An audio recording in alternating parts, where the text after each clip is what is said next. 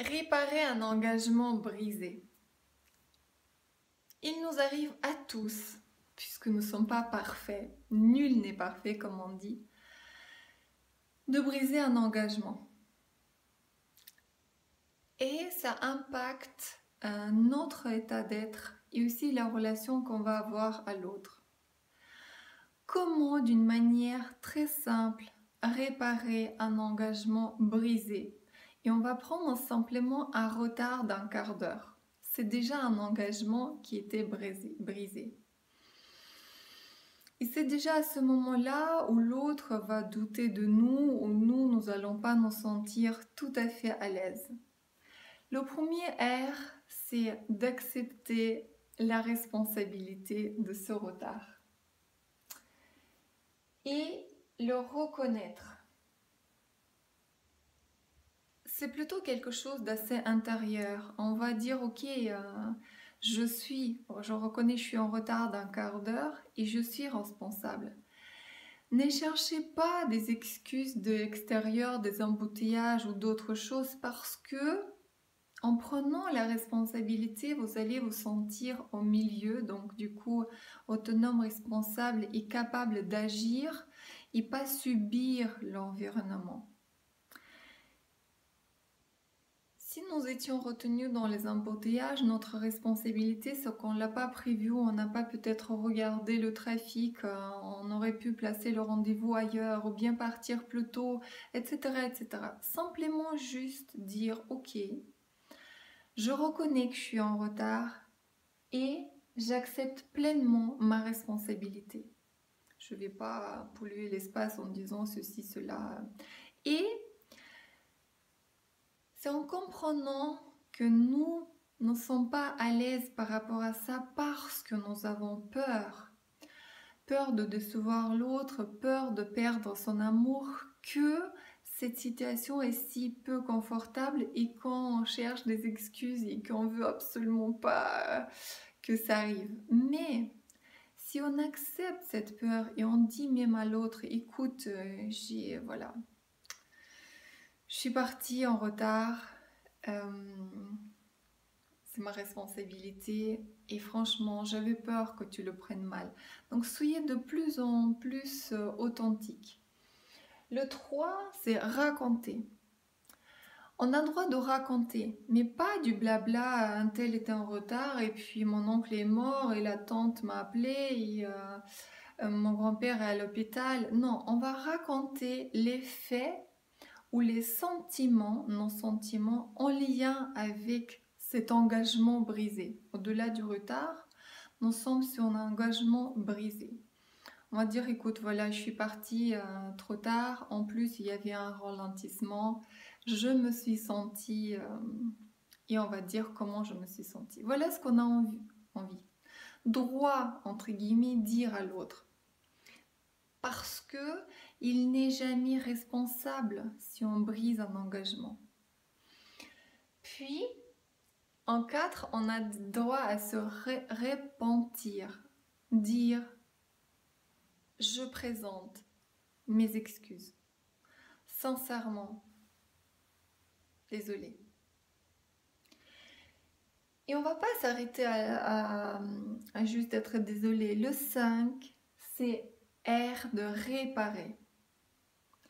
Réparer cet engagement brisé parce que nous avons tous à l'intérieur de nous comme un compte. Un compte de bien-être, un compte de respect, un compte et des points. Une banque qui peut être pleine, remplie et qui peut être parfois endommagée, vide où on a trop tiré dessus. Et il s'agit de réparer ce retrait qu'on a fait en brisant un engagement. De quelle manière? Il ne suffit pas d'amener une boîte de chocolat ou dire je suis désolée ou j'en sais pas quoi. Il est très important, méga important de demander à l'autre comment est-ce que je peux, ce qu'on dit, remettre les comptes à zéro. Qu'est-ce que je peux faire pour que tu puisses vraiment te sentir à l'aise, réparé par rapport à ce qui vient de se passer. N'importe quel engagement brisé. Et c'est à l'autre de trouver qu'est-ce qui est équivalent pour ce qui s'est passé. Et c'est seulement à ce moment-là qu'on peut vraiment à nouveau rétablir une relation saine, tranquille. Et pourquoi cette vidéo? Non seulement pour vous apprendre comment faire, mais pour vous inviter de regarder en arrière, derrière votre dos, est-ce qu'il n'y a pas dans votre vie comme ça des engagements que vous avez brisés, des choses que vous avez faites qui ne se font pas normalement? Ça peut être parfois à la maternelle. Est-ce que vous avez pris un Playmobil à quelqu'un? Est-ce que vous avez peut-être fait une crasse ou quelque chose à quelqu'un? Je suis sûre, au moment même où j'évoque ça, vous avez quelques souvenirs. Mais il s'agit même d'appeler ces gens, même si 50, 60 ans sont passés, et dire écoute, toi tu le sais même peut-être pas ou tu as oublié, mais moi j'ai fait un truc. Et j'en suis toujours et pas encore remis et pas fière. Après on va raconter. Et puis on va dire je suis désolée et de quelle manière je pourrais régler ce compte. Il s'agit de moi. Même si toi tu dis c'est pas grave, mais il s'agit vraiment de moi. Donc faites-le. De cette manière, vous allez vraiment bien dépolluer votre passé en amenant beaucoup plus d'énergie vers aujourd'hui. Ce aujourd'hui. Et puis si récemment vous avez fait quelque chose, réparez-le aussi. Vous allez créer un lien incroyable, montrer déjà à l'autre quelque chose qu'il ne connaît pas, qu'il ne soupçonnait pas, et puis vous allez grandir déjà dans vos propres yeux et devenir immense dans les yeux de l'autre aussi. Il s'agit également des engagements qui sont tacites. Il y a plein de choses dans notre vie qu'on fait qui ne sont pas prononcées ni écrits quelque part. On n'a pas signé un engagement, on n'a même pas discuté, mais quelque chose qui s'est mis peut-être en place d'une manière naturelle ou des sous-entendus comme ça. Clarifiez-les. Et si peut-être parfois vous ne les avez pas acceptés, allez aussi les réparer. Un exemple peut être tout bête, ça peut générer des grands conflits si vous avez pris quelque chose sans demander chez quelqu'un et qu'il tenait à cette chose ou que c'était vraiment pas le moment, etc.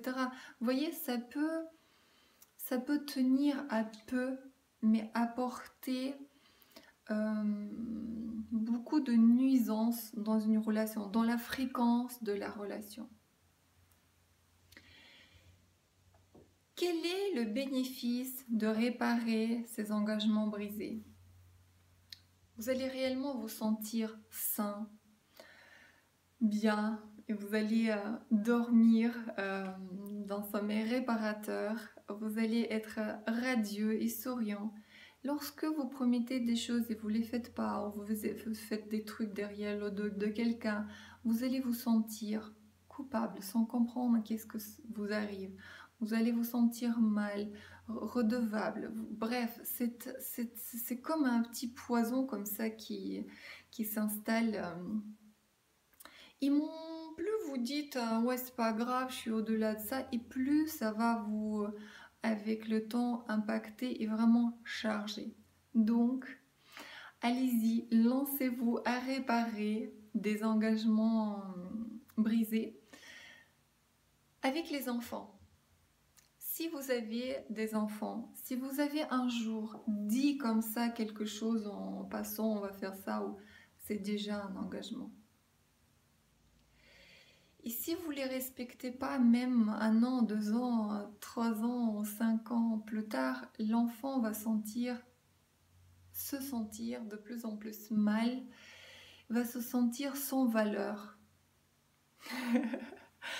Je sais que j'ai un engagement auprès de mon fils cadet qui est en cours, où je lui dis, et ça fait sûrement 3 ans qu'il est en cours, Mais on en parle et j'ai dit oui, je me rappelle et on le fera vraiment. Il est tout content et parfois il me rappelle de ce conte, aussi très très heureux. C'est comme s'il y avait quelque chose comme ça qui nous attendait devant. Donc c'est vraiment une preuve qui est vraiment très flagrante par rapport à ce conte-là. Et récemment, je lui ai fait une nouvelle promesse et il m'a dit, mais maman, normalement, tu fais jamais de promesses. Oui, parce que moi-même, blessée par des centaines de phrases jetées dans l'air comme ça, j'ai fait toujours très très attention à ce que je dis, ce que je dis, ce que je promets encore plus. Et donc voici son retour de cet enfant était flagrant. Il sait que dans notre relation, s'il y a une promesse, c'est qu'elle est tenue. S'il y a une chose qui était dite, c'est qu'elle va être faite. Tenez vos engagements. Tenez vos engagements entre guillemets à tout prix, même si c'est dans le temps, ou bien allez le réparer dans le sens où dites voilà, j'ai promis, je ne peux pas le faire, qu'est-ce qu'on peut faire à la place? Et laisse-nous discuter. Un sujet qui me tient particulièrement à cœur. Je vous laisse donc à vos réparations des engagements brisés pour y mettre beaucoup plus de soleil encore dans votre vie et celle des autres.